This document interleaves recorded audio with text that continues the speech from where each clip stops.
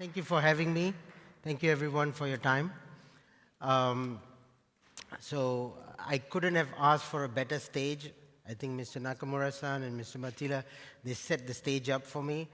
So, one of the things that we want to talk about is the telco industry, the declining ARPU.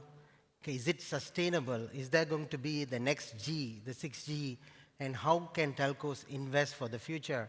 We see an opportunity, a tremendous opportunity for telcos to transition into the AI economy, which may not be obvious, but some of the things that Mr. Matila also touched upon, basically managing infrastructure is telco's strength.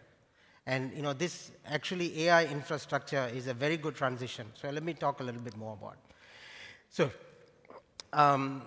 telco business transformation, the traditional telecom business, which is a base station mobile network operators, the base station revenues, ARPU is declining typically. I believe Velayutham might be an exception here, but most places ARPU is declining. And CapEx is increasing because of the number of frequencies that needs to be covered spectrum, additional base station, densification because the spectrum is going higher, and so on.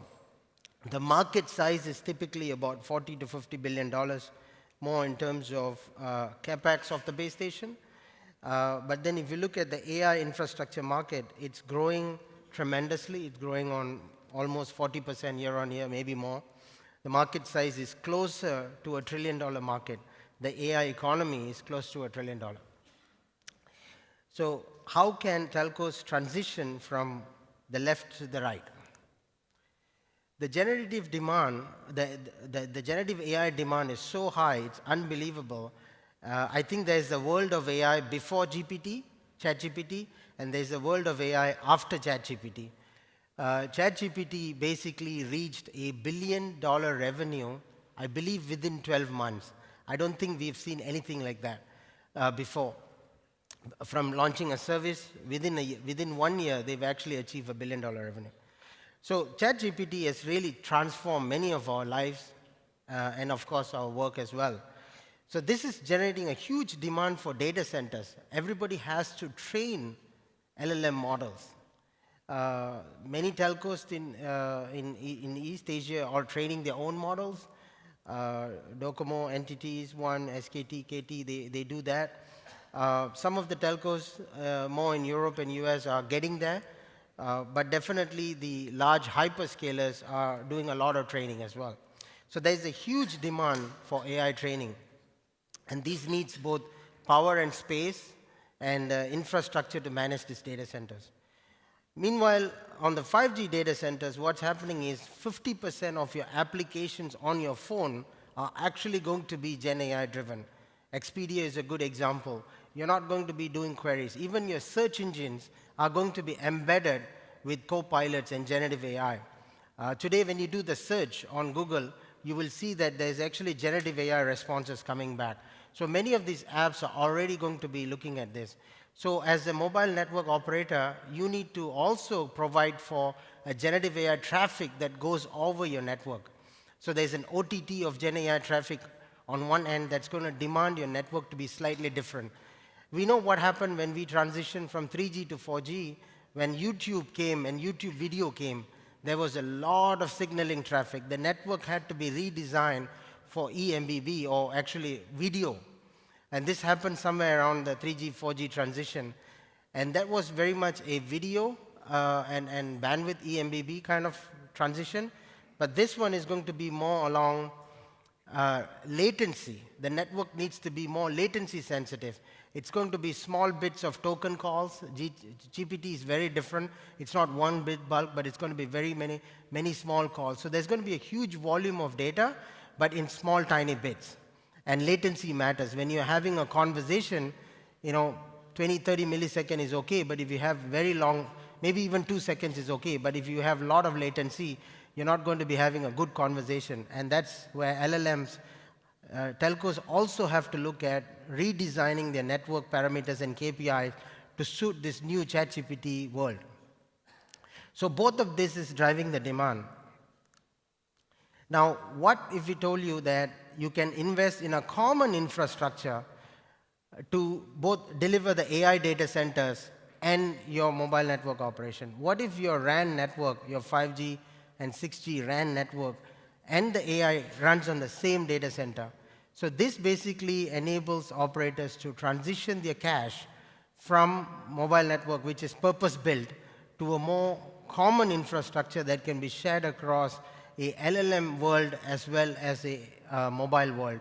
And this basically creates more infrastructure as well as benefits others who are looking for infrastructure, power, and space because of a huge demand, as well as help the operators transition from a mobile economy, mobile infrastructure economy, to an AI infrastructure economy. And this is very much possible with this common infrastructure. It helps you transition to the next economy. As you know, one of the good or the bad, I don't know how you call it, mobile traffic is extremely bursty. And this could be actually a plus point in the Gen AI world. Because when you have a bursty traffic, and if you manage your data center properly, you can actually fill the peaks and valleys. So if you had a common infrastructure, we have the NVIDIA accelerated compute, and this common infrastructure basically will run AI, Gen AI, as well as 5G in the same thing in a dynamic fashion. So it's a pooled resources for both this traffic. And this basically helps you fill the peaks and valleys, have a maximum utilization of data. One of the things that telcos do very well is they procure extremely well.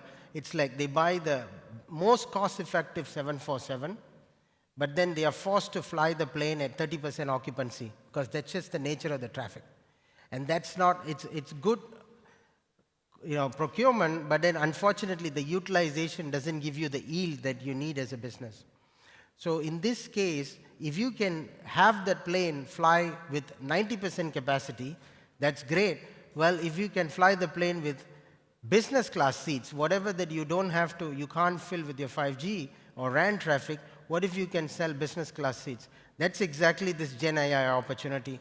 Telcos can build a common infrastructure, run your 5G, and whenever 5G is not running, you can actually run Gen AI traffic, or you can do both. Just to illustrate the actual dollars and cents, financial, on your right, I guess, on your left, I'm sorry, on your left is actually a traffic pattern of a typical network and the peaks and valleys, and the maximum utilization of this particular network has been around 31%. I was surprised. I was expecting a bit more. And what I was told is the reason for this is operators have multi-RAT network, radio access technology, multiple frequency. So they have 3G, 4G, 5G overlays. They have 2.5 gigahertz, 3.5 gigahertz, 700, 800 megahertz. There's so many overlays, and therefore the RAN compute is actually massively underutilized. In addition to that, there's high availability. They have to have site redundancy as well. So this is a massively underutilized asset. So one of the things is how can we unleash the assets, transform the economics for telcos, and that money can help them spend the money in a lot of different ways. We are extremely excited about this opportunity. So if you take this utilization asset, what are the two lines on the left? One is a RAN utilization, as in the radio resource blocks, PRBs. But that doesn't translate to the compute utilization. Computer doesn't go down to zero. It usually has a threshold. So the compute utilization at an average is about 65%. And that leaves us, if you put some buffer in, you would actually have a dedicated resource of 75% just dedicated to vRAN. This is the worst case scenario. You can dedicate to vRAN. And if you take 25% of the asset and use it for GPT-4 token, 1,000 tokens is about 6 cents. That actually translates to a lot of money, but I can tell you the investment you make, you'll break even within 12 months. Just that 25% of the asset. This is just to illustrate the AI infrastructure market is extremely in demand, highly profitable, and telcos have a perfect way to transition into this economy A, they understand the infrastructure business very well, and B, they have the space and power, and C, this is something that they can use their current asset to transition, so they don't have to invest 2 times. They can make one investment as a common infrastructure. So that's kind of my speedy way of talking, so I've kind of related my information. I can take 1 or 2 questions from the audience if there's any. Yes, no questions? Yeah.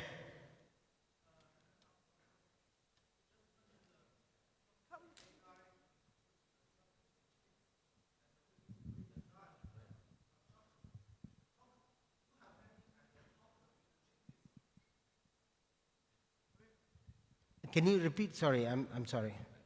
Sorry, you just mentioned the AI traffic will go through the whole network, and for the GPT, it's all small packages. There's no large traffic, so the low latency maybe is much important than the huge traffic. My question is, you just mentioned we should redesign the architecture.